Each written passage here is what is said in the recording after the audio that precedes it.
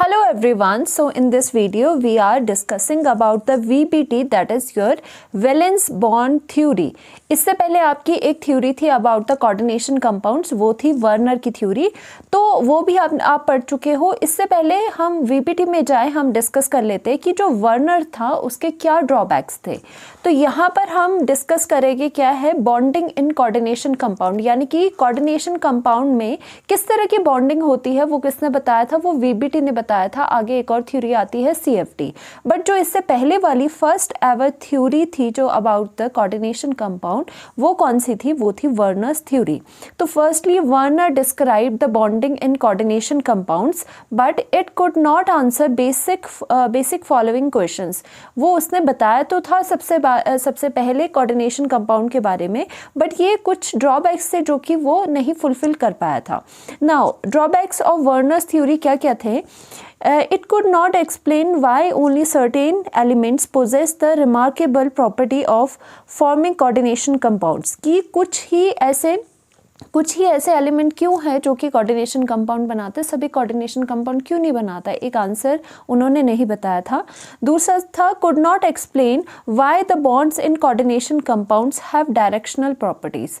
कि उन्होंने ये भी नहीं बताया कि कोऑर्डिनेशन कंपाउंड्स में जो बॉन्ड होते हैं, आपके कोऑर्डिनेशन बॉन्ड होते हैं, उनकी डायरेक्शनल प्रॉपर्टी क्यों होती है। अभी हम डायरेक्शनल करते हैं, ये क्या होता है।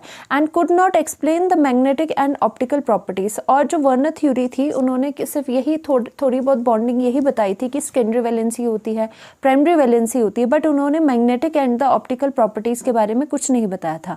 Now what about the directional properties? Coordination compound में जो बॉन्ड होता है वो कोऑर्डिनेट बॉन्ड होता है और वो डायरेक्शनल होता है। अब आपको समझना होगा डायरेक्शनल क्या होता है, कोई भी बॉन्ड को डायरेक्शनल क्या कहते हैं और डायरेक्शनल प्रॉपर्टी क्या होती है। जो आपके कोवेलेंट एंड कोऑर्डिनेट बॉन्ड होते हैं वो डायरेक्शनल होते हैं, आपको ये याद रखना है। These are the directional bonds means atom bonded in these prefer specific orientation in space. That means बोलने का क्या मतलब है कि डायरेक्शनल का क्या मतलब है कि आपका जो कोवेलेंट है या फिर आपका कोऑर्डिनेट बॉन्ड है, दोनों आपके डायरेक्शनल बॉन्ड है। कोऑर्डिनेट जो बॉन्ड है वो दोनों डायरेक्शनल है। डायरेक्शनल का मतलब क्या होता है कि इन बॉन्ड्स को बनाने के लिए आपको प्रॉपर क्या चाहिए होती है? स्पेसिफिक ओरिएंटेशन चाहिए होती है।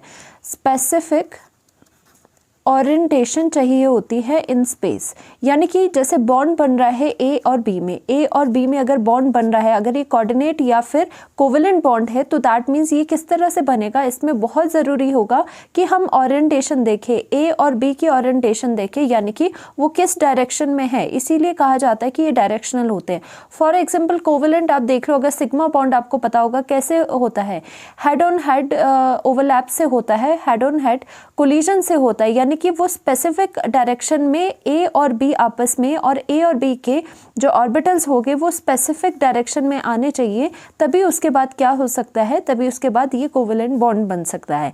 ठीक है, इसका मतलब जो डायरेक्शन होती है, डायरेक्शन इनमें कोवेलेंट एंड कोऑर्डिनेट बॉन्ड में बहुत ज़्यादा इंपॉर्टेंट होती है, क्योंकि उनके जो ऑर्बिटल्स है वो प्रॉपर ओरिएंटेशन में स्पेसिफिक डायरेक्शन में लगे होने चाहिए, तभी वो क्या करेंगे, बॉन्ड बनाएंगे। ऑन द अदर हैंड आपको पता होना चाहिए आपका जो आयनिक बॉन्ड होता है, आयनिक बॉन्ड आपका क्या होता है, नॉन डायरेक्शनल होता है। नॉन डायरेक्शनल का मतलब क्या है? नॉन डायरेक्शनल का मतलब होता है कि इसे डायरेक्शन की ज़रूरत नहीं पड़ती इस बॉन्ड को बनाने के लिए। सपोज Na और Cl का बॉन्ड बनाना है, NaCl।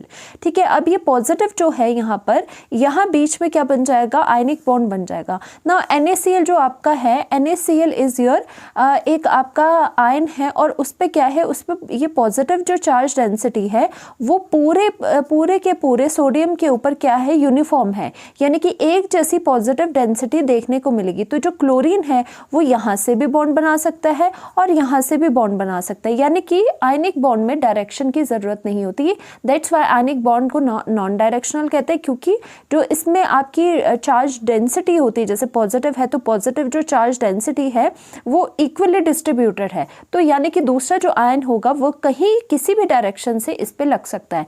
बट ये दोनों जो बॉन्ड होते हैं, these are always directional bonds. इसीलिए जो ये डायरेक्शनल नेचर था इसका, वो वर्नर फिजिसिस्ट ने नहीं बताया था कि ये डायरेक्शनल क्यों होते हैं। तो यहाँ हम देख लेते हैं क्या है यहाँ पर कि covalent and coordinate bonds are directional means atoms bonded in these prefer specific orientation in space, यानी कि अगर इनका आपका बॉन्ड बनना है तो उसके लिए it should have a specific direction in the space relative to one another, that means with respect to one another उनकी पर्टिकुलर डायरेक्शन होनी चाहिए। Means these bonds are formed by one side only, okay. On the other side जो ionic bonds होते हैं वो non directional होते हैं because charge is uniform, यानी कि जो चार्ज है वो इक्वली डिस्ट्रीब्यूटेड है उनके ऊपर in all the direction, so ion surround other ion in all direction, यानी कि इसी वजह से आयनिक वाला आपका नॉन डायरेक्शनल इन नेचर होता है। तो ये जो डायरेक्शनल प्रॉपर्टी थी कि कोऑर्डिनेशन आपकी बॉन्ड की वो नहीं बताई थी वर्नर ने, तो ये तीनों ड्रॉबैक थे। अब हम आ जाते हैं about the valence bond theory के बारे में। कभी भी आपसे पोस्टुलेट पूछे तो आपने क्या बताने हैं, देखो। First postulate is the central metal atom or ion uses its n-1d, ns and np और nd orbitals, यानी कि 1 2 3 4 ये 4 टाइप के जो ऑर्बिटल है मेनली वीबीटी में यही आपके लगते हैं, ठीक है। जो आपका सेंट्रल मेटल एटम होता है या आयन होता है, जो कोऑर्डिनेशन कंपाउंड में आपका आयन होता है, मेटल और लाइगेंड यहाँ पे लगे हैं, तो ये जो मेटल या फिर मेटल आयन है ये अपने कौन से बोला गया है, ये अपने कौन से ऑर्बिटल्स यूज कर रहा है, n-1d ऑर्बिटल्स, फिर ns, np और nd, ये सारे लाइन वाइज लगे होते हैं। ये चारों आपके क्या होते हैं, यूज होते हैं इन द बॉन्डिंग, किसके, मेटल, ये वाले अपने चारों ऑर्बिटल्स यूज करता है टू फॉर्म द बॉन्ड, ठीक है, बॉन्डिंग में ये यूज करता है, ऐसा बोला जा रहा है। और आपने देखा होगा जो 3D सीरीज के ट्रांजिशन एलिमेंट्स है उसमें क्या होता है, ये 3D होता है, ये 4s होता है, ये 4p होता है, ये 4d होता है। अब हम ये पहले पोस्टुलेट में आपको समझा देती हूँ, उसके बाद एक एग्जाम्पल करेंगे जिससे कि ये सब क्लियर हो जाएगा कि वीबीटी क्या बताने की कोशिश करता है। So number 1 is about the nature of the orbitals in the metal, कि मेटल कौन से आपके ऑर्बिटल यूज करता है। These D orbital undergo hybridization and yield a set of equivalent orbital of definite geometry. अब देखो ध्यान से देखो ये क्या होगा, इनमें से कुछ ऑर्बिटल क्या होंगे, कुछ ऑर्बिटल हाइब्रिडाइजेशन में जाएंगे।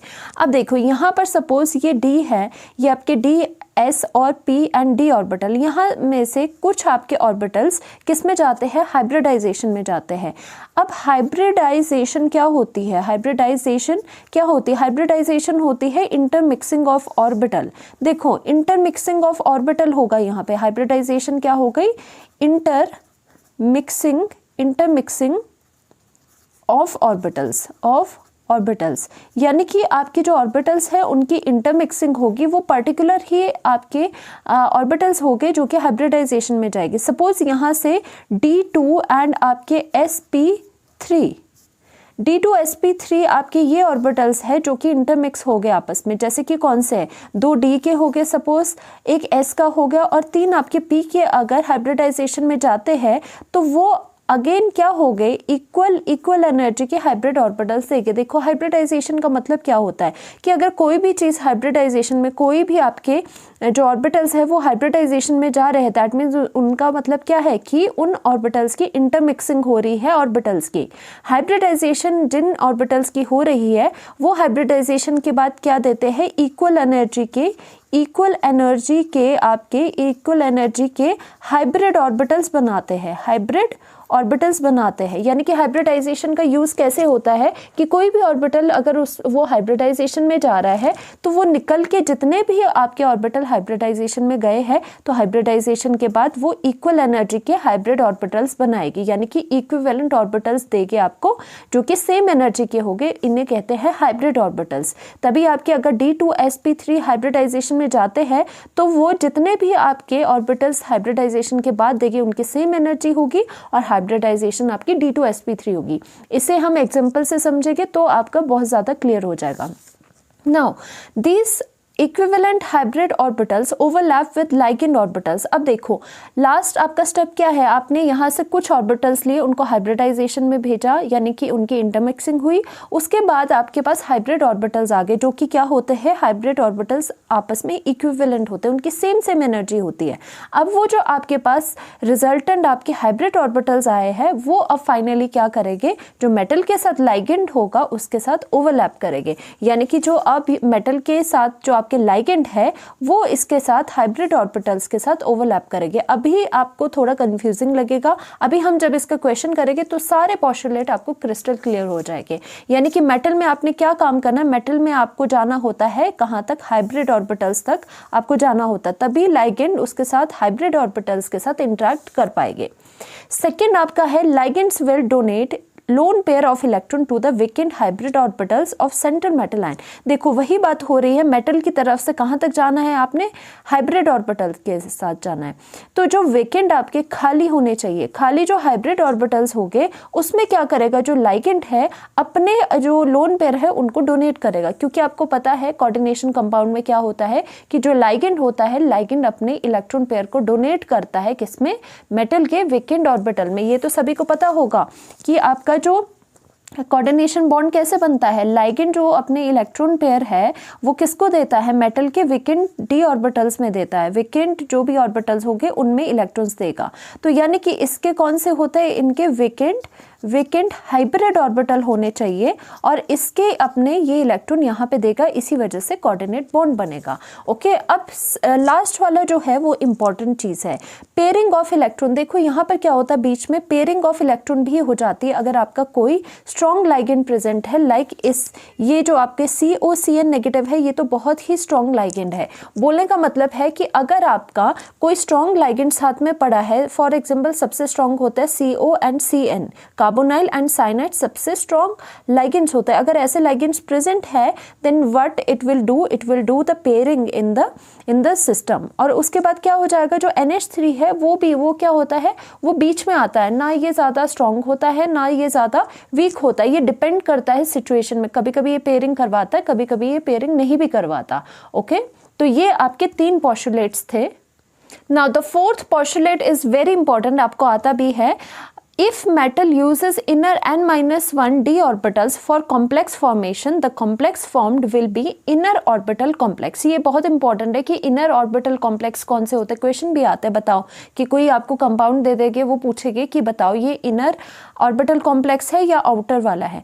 देखो inner orbital complex को आप क्या बोलते हो, लो स्पिन कॉम्प्लेक्स भी बोल सकते हैं या फिर स्पिन पेयर्ड कॉम्प्लेक्स भी बोल सकते हैं। देखो स्पिन से आप इस तरह से याद रखो, स्पिन का मतलब होता है एक अकेला इलेक्ट्रॉन, लो स्पिन यानी कि अनपेयर्ड इलेक्ट्रॉन कम हो गए इसमें, ठीक है। तो स्पिन पेयर्ड आप कॉम्प्लेक्स भी बोल सकते हो, ये तीनों के नेम सेम ही हैं, आपको ये करने होंगे। इनर ऑर्बिटल कॉम्प्लेक्स कब बनेगा, जब आपका मेटल कौन से चारों में से कौन से डी ऑर्बिटल यूज कर रहा है, जो आपके 4 आपने ऑर्बिटल्स लिखे थे स्टार्टिंग में, N-D, NS, NP और ND, तो D आपके 2 है, या फिर N-1D होगा या बाहर वाला होगा। अगर आपका मेटल बॉन्डिंग के लिए अंदर वाले D ऑर्बिटल्स यूज कर रहा है N-1, उसे कहेंगे inner orbital complex.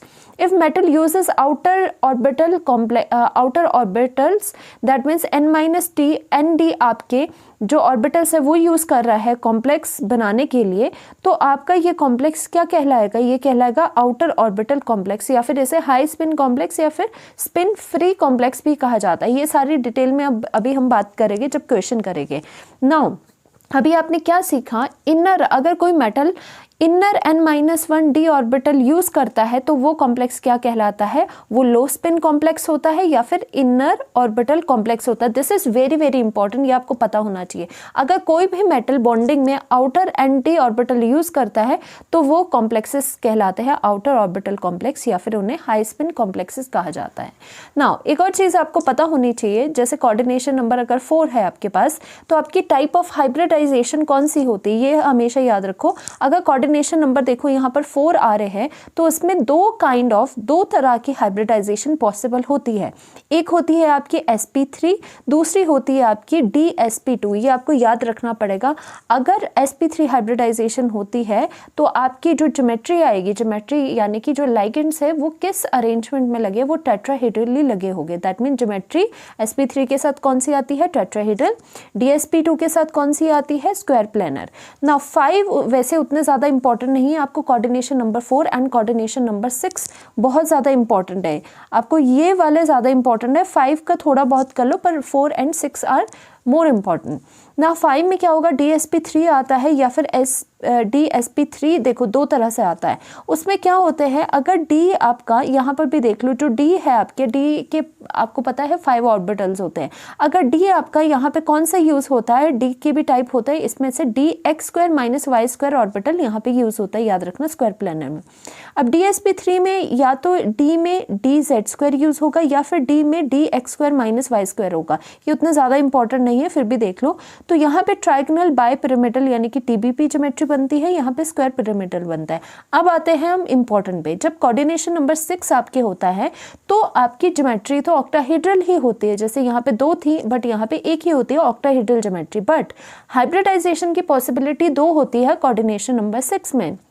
That means आपके पास या तो d2 sp3 होगा या फिर sp3 d2 होगा। अब इसका मतलब क्या है, या तो वो इनर d ऑर्बिटल्स यूज़ कर रहा होगा या फिर वो आउटर d ऑर्बिटल्स यूज़ कर रहा होगा। अगर इनर ऑर्बिटल्स यूज़ कर रहा होगा तो d कौन सा है, d यहाँ पे d कौन सी टाइप का ऑर्बिटल है, d वाला dx² - y² है। और अगर आउटर वाला कर रहा होगा तो d कौन सा लेना है, dz² होता है। ये आपको कभी कभी पूछ लेते हैं, वैसे ज़्यादा नहीं पूछते, बट ज़्यादा आपको ये पता होना चाहिए कि कोऑर्डिनेशन नंबर 6 में 2 टाइप की पॉसिबल ज्योमेट्रीज होती है, this and this. Okay, now let's do the question. अब आपको जो भी पोस्टुलेट करवाए गए हैं उसके बेसिस पे हमने एक क्वेश्चन करना है, जैसे कि क्वेश्चन VBT के आपको आते हैं। फिर सारे पोस्टुलेट्स भी आपके क्लियर हो जाएगी कि आपको किस किस तरह से करना है।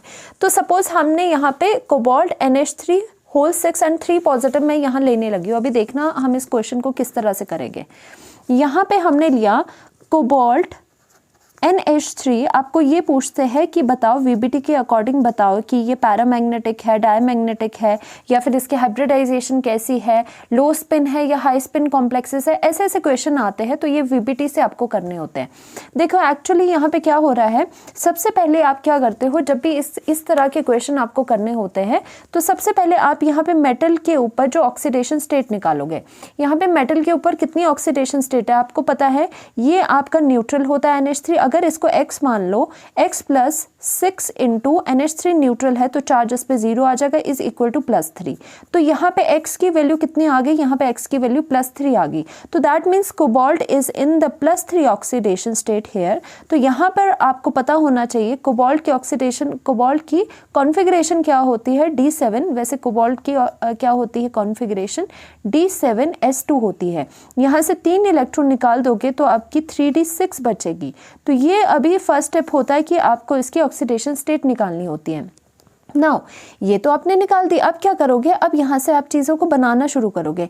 यहाँ पे आप लिखोगे ऑर्बिटल्स फॉर, देखो किस तरह से स्टेप्स लिखने हैं। फर्स्ट स्टेप में आपको लिखना है orbitals of cobalt 3 positive ion, यानी कि जो कोबाल्ट 3 पॉजिटिव आयन है उसमें उसके लिए जो आपके ऑर्बिटल्स है उसके अरेंजमेंट कैसी है। तो यानी कि आपका क्या है, यहाँ पे 3d6 है तो d ऑर्बिटल्स बनाओ। आपको पता है d में आपके कितने होते हैं, d में 5 ऑर्बिटल्स होते हैं, 1 2 3 4 एंड 5। ये आप 3d बना चुके हो। अब यहाँ पे 3d में आपके पास क्या है कि 6 इलेक्ट्रॉन्स है, 1 2 3 4 5 एंड 6। ये आपने 6 इलेक्ट्रॉन बना लिए क्योंकि आपको ये गिवन है। और आपको पता होना चाहिए इसके आगे कौन कौन से होता है, इसके आगे 4s होता है, ये भी आपको एडिशनली पता होना चाहिए। बेशक भरा ही नहीं है ये, फिर भी आपको पता होना चाहिए इसके आगे 4s होता है और इसके आगे क्या होता है 4p होता है, और उससे भी अगर आगे जाओगे आप तो क्या होता है यहाँ पे 4d होता है। बेशक ये भरे नहीं है but you should know the sequence 1 2 3 and 4। Now what happens कि आपने खाली अभी CO3 पॉजिटिव का तो अरेंजमेंट बना दिया। अब आप किसके ऑर्बिटल्स बनाओगे, देखो ऑर्बिटल बनाने से पहले आप क्या करोगे कि यहाँ पे NH3 का नेचर देखोगे। हमेशा आपको याद रखना है कि NH3 आपका क्या होता है, मिड में होता है। कई बार ये स्ट्रॉन्ग लाइगेंड की तरह एक्ट करता है, कई बार ये वीक की तरह एक्ट करता है। जब NH3 आपका कोबाल्ट 3 पॉजिटिव के साथ लगा हो, याद रखना कोबाल्ट 3 पॉजिटिव के साथ जब भी NH3 लगा होगा तो ये कैसा एक्ट करता है, ये स्ट्रॉन्ग लाइगेंड की तरह एक्ट करता है। स्ट्रॉन्ग लाइगेंड क्या हमने पढ़ा था पोस्टुलेट में, स्ट्रॉन्ग लाइगेंड क्या करते हैं, स्ट्रॉन्ग लाइगेंड आपकी पेयरिंग करते हैं, पेयरिंग ऑफ द इलेक्ट्रॉन। तो आप बोलोगे क्योंकि यहाँ पे NH3 कोबाल्ट 3 पॉजिटिव के साथ प्रेजेंट है तो ये स्ट्रॉन्ग लाइगेंड की तरह एक्ट करेगा। तो स्ट्रॉन्ग लाइगेंड जो होते हैं वो पेयरिंग करवाते हैं। अब पेयरिंग कैसे करेंगे, अब आप लिखोगे कि विद द प्रेजेंस ऑफ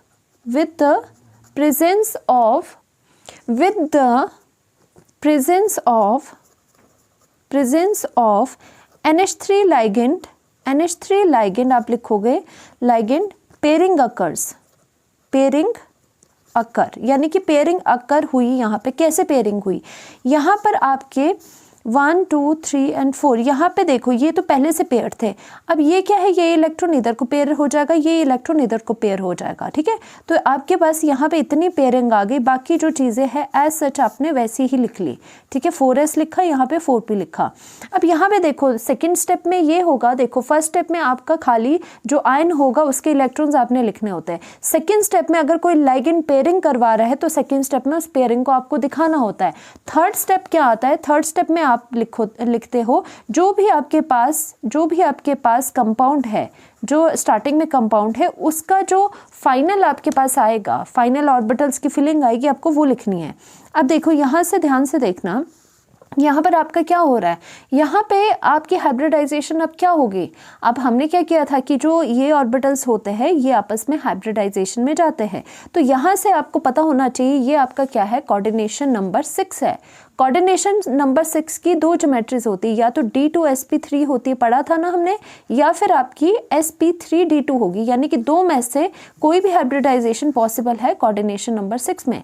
अब मुझे यहाँ बताओ कि यहाँ पे कौन सी पॉसिबल आपको दिख रही है, ये D है आपका, तो यहाँ पे D2 है और हम sp3 करें तो क्या हमारे यहाँ D2sp3 हाइब्रिडाइजेशन होगी, यस यहाँ पे ये होगी। तो दैट मीन्स यहाँ पेयरिंग की वजह से 2D हट गए, तो 2D यहाँ पे खाली हो गए। तो हमने इसका यूज़ क्या किया, इन 2D का, एक S का और 3p ऑर्बिटल्स का यूज़ कैसे होगा हाइब्रिडाइजेशन में।